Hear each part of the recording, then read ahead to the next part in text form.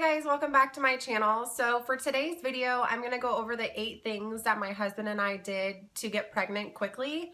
We got pregnant after the 3rd month of trying to conceive, and that may not seem like very fast, but I was actually taking Benadryl for sleep the first 2 months of us trying to conceive, and come to find out, Benadryl actually dries up your cervical mucus or your CM.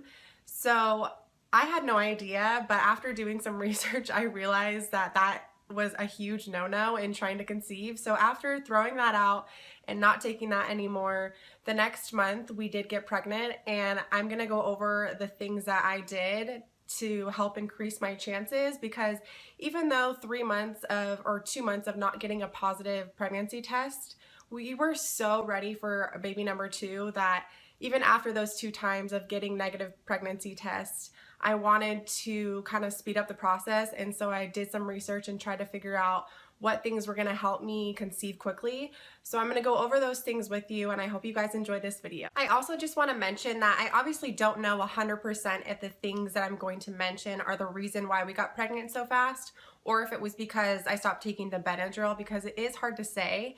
But we did use all of these methods with 1 cycle, and then we got our BFP. So I definitely think it helped our chances. And this is just what worked for us. It may or may not work for you, but I thought I would share my experience with you guys to hopefully help some of you that are trying to conceive yourself. So after I had my daughter, I got on the Mirena as my form of birth control. And I ended up taking that out in December of last year when Adam was on his deployment, so I could give my body some time to get back onto its normal cycle. And then when he got home, the first thing that I did once we decided that we were ready for baby number 2 was download a fertility app so that I could track my period and ovulation.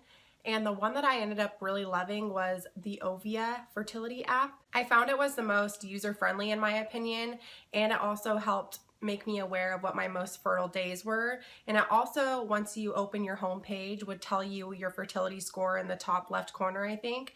So I just found it was really easy to use, and there was a lot of other features on the app as well that you could use to track your fertility. So I would highly recommend the Fertility App.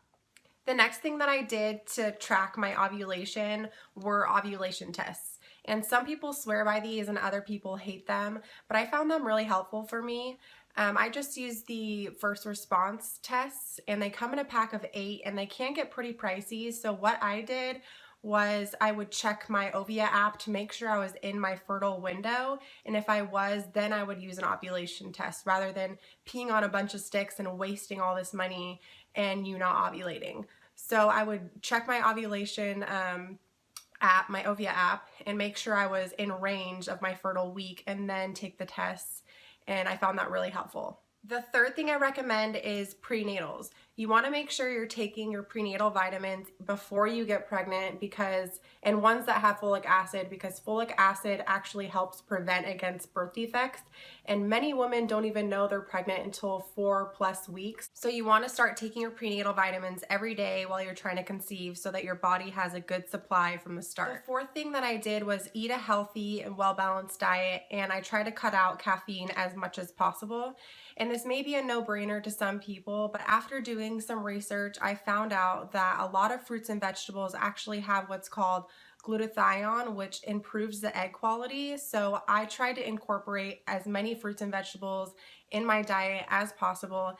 And in the mornings, what I did was make green juices instead of coffee. And that helped boost my energy, but it also improved my egg quality. I was also eating a lot of whole grains, lean meats, and limiting my low-fat dairy intake. I found out that low-fat dairy compared to high-fat dairy can actually disrupt your hormone balance because it's been genetically modified.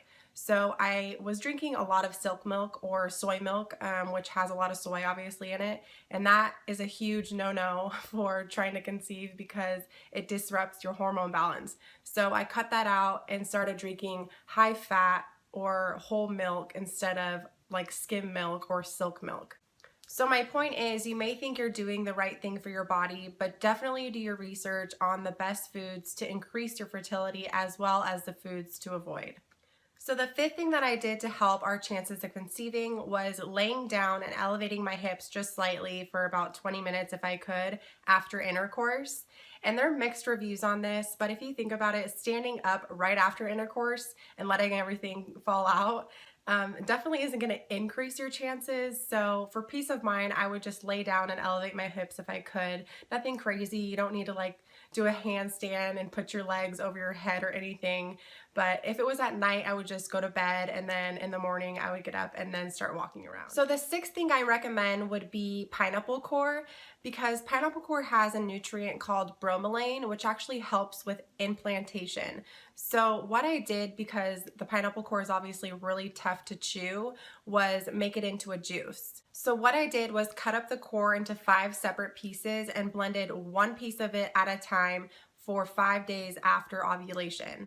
And I would add a couple pieces of the actual pineapple in with 1 piece of the core and a little bit of water into my NutriBullet and blend it up that way, so it was more of a yummier juice. But again, I would only do this for 5 days, because you don't want to continue doing this after your ovulation, because it could actually cause your uterine to contract, which can lead to miscarriage and all of that. So definitely only do it for 5 days after ovulation. So the 7th thing I would recommend is evening primrose oil. And you can find them at any health food store. I got mine at Sprouts, I think. But evening primrose oil is actually known to help improve your cervical mucus and make it more fertile because of its rich source of omega-3 fatty acids. Your cervical fluid is actually really important because that's what allows the sperm to swim freely into the cervix. So cervical fluid is your best friend when trying to conceive. So what I did was take 1,500 milligrams. That's what I did personally. You want to check with your doctor or do your research, but I took 1,500 milligrams twice a day from day 1 of my cycle to day 14 of my cycle. And like I was saying with the pineapple core, you do not want to continue taking this after you ovulate because it can cause your uterine to contract. And lastly, the 8th thing that I did was use a Diva cup. And these are not only more sanitary to use in your menstrual cycle, but they also help tremendously in keeping the sperm close to your cervix instead of letting it all fall out. So I think this was a huge game changer for me, especially if I wasn't able to lay down right after intercourse. So that's it for today's video. I hope you guys found it helpful. If you did, please give it a thumbs up and subscribe to my channel. And I would also love to know if any of you guys are trying to conceive yourself, or if you've used any of these tips and they ended up working for you. And I could actually hear Bailey waking up from her nap right now, so I gotta go, but I will see you guys in my next video. Bye.